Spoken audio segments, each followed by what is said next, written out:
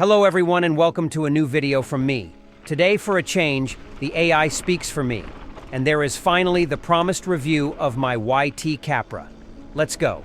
I bought the bike at the beginning of 2023 and managed about 50 bike park days that year. In this video, I'll tell you everything that happened in that year, which components I replaced and how the service from YT was. Important note in advance. In this video, I report on my experiences and give my personal opinion. I bought and paid for all the products mentioned myself. First of all, a quick word about the delivery and equipment. I ordered the bike on the 10th of January and received it on the 19th. The Capra is available in Core 1 to 4. I had already thought about getting the Core 4, but it wasn't available in my size. The MX version of the Core 3 in size L was also only available in red. The color didn't knock my socks off in the pictures, but when I unpacked it, I was amazed at how cool this color is in reality. Briefly about the equipment. The suspension elements are Performance Elite from Fox, the gearing SRAM Eagle GX, the brakes SRAM Code R, wheels from Crank Brothers, and stem and handlebars from E13. Over the course of the year, the Core 3 was then available with RockShox suspension elements. The first and actually only planned update was a frame protection film. I opted for the maximum version in matte from Ride Wrap. This protects almost everything with foil. However, the Capra is already well equipped with protective film from the factory, which is why there are some cavities in which dirt collects. If I'm just too stupid to apply the film properly and this is not the case for you, please write it in the comments. After my first rides on the Isar, the Dobreberg, and the Sommerberg, I went to a real bike park for the first time at the end of April, namely the Geiskopf. There I had my first problem with the dropper, i.e. the YT Postman. The problem is actually easy to solve. I also made a video about it, which I'll link to in the description. After the third time the thread of the dropper lever came off, I opened a ticket. After very long response times and some back and forth, the result was, the problem is well known, but a permanent solution is not in sight. At least I was reimbursed for a matchmaker to reattach the dropper lever. This fitted in quite well with my first involuntary update project. The brakes were SRAM Code R with 200mm rotors. They slow down somehow, but when they're cold, it sounds like this.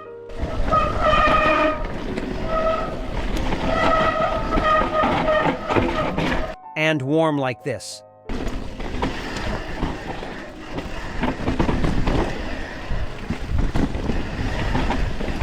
I decided to upgrade to Shigura with trick stuff.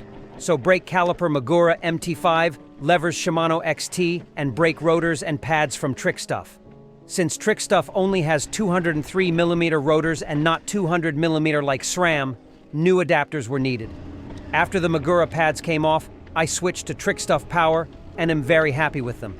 The braking effect is brutal and yet easy to modulate, but the rear pads only last me about 2 bike parking days. One more comment on the Trick Stuff discs.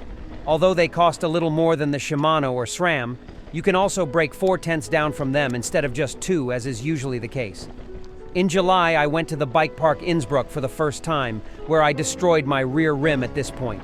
The tire was still tight at first, but a few descents later, I got a flat tire in the same place at the front. I was able to repair the rim somehow, but I ordered a new rim and matching spokes anyway. I got the supposedly indestructible FR541 rim from DT Swiss and the Park Tool truing stand for spoking. I had a lot of respect for spoking, but it was easier than I thought.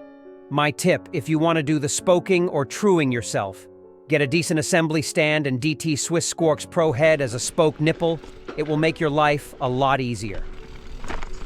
At the end of July, I was in Kitzbühel for the first time, but then this happened on the beautiful Lisi Osel Trail. How could that be? Up until then, the handlebars had to cope with about 3 to 4 crashes in which the brake lever was also twisted, and I loosened the clamping screw each time to align them. Please write in the comments how you see it. Should I have replaced the handlebars after every crash and it's my own fault? Or should a handlebar be able to withstand this? Have you ever broken a handlebar? That same evening I opened the ticket on YT and luckily I was smart enough to order a new handlebar straight away. As I no longer had any confidence in E13, I bought a fat bar riser from Renthal. Interestingly, YT now also uses Renthal handlebars for the Capra. Since I always had a creaking in the stem, I also changed it for Renthal. Now it still creaks from time to time, but at least it fits better in terms of color.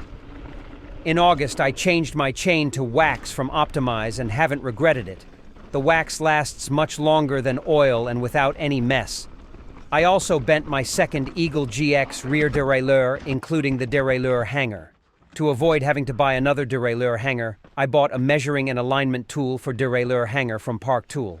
At some point in September, my front hub started to make strange running noises, and it also had lateral play.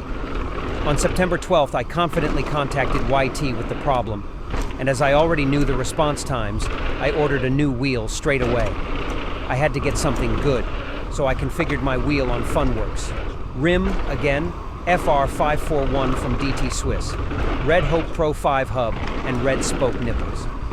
The first reply came on September 28th with the request to send in the wheel. I then waited for my new wheel and sent the defective part to YT. On October 23rd, I received an offer to repair the wheel and was asked to pay €64 to replace the bearings.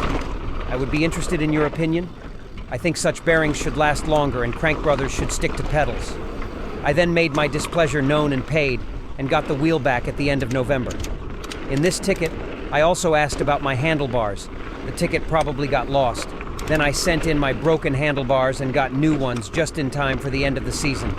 In the winter, it was time for maintenance, and I can praise the YT support for the first time.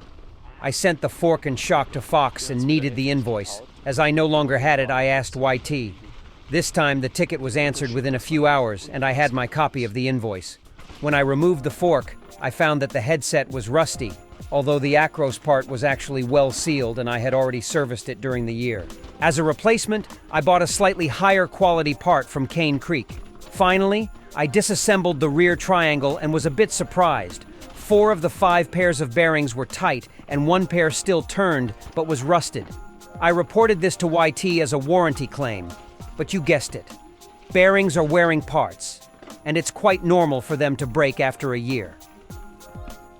What are your experiences with other bikes? Do you also change the bearings in the rear triangle every year? Oh yes, the SRAM bottom bracket was also broken and had to be replaced. Let's come to the conclusion. The handling of the bike suits me very well. I feel very comfortable, especially on enduro trails. However, I was disappointed with the components, especially in terms of durability. Would I buy a YT again? I don't think so. The reasons are the mixed support and the components used. Will I give up my Capra? No. Now I've replaced almost everything and many components are exactly as I want them to be. Thank you for watching, and I look forward to your comments. This year I plan to be on the road a lot again to show you new routes. See you at the bike park.